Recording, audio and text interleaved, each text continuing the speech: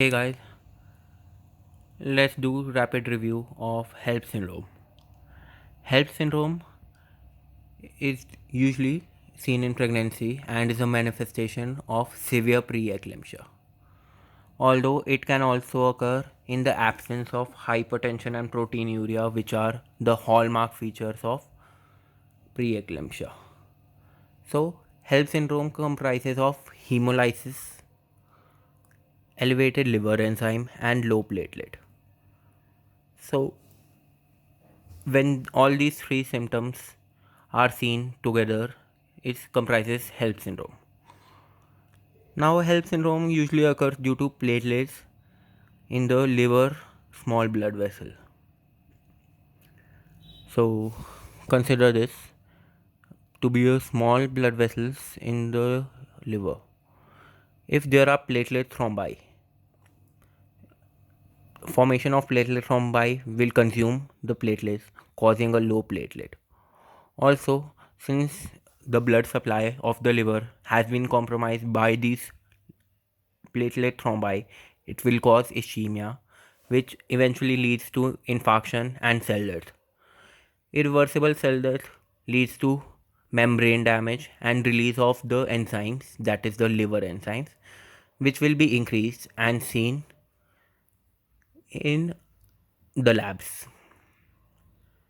Now, this there's also a decrease in platelets, right?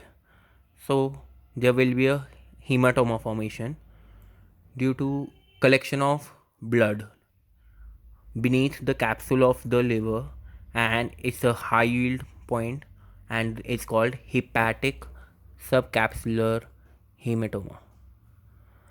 Now it's important that it can rupture, and if it ruptures it will cause a release of all the blood, causing severe hypotension. So it's a important medical emergency and should be looked for in the exam. Also, consider this to be a platelet thrombi. Platelet thrombi in blood vessel capillary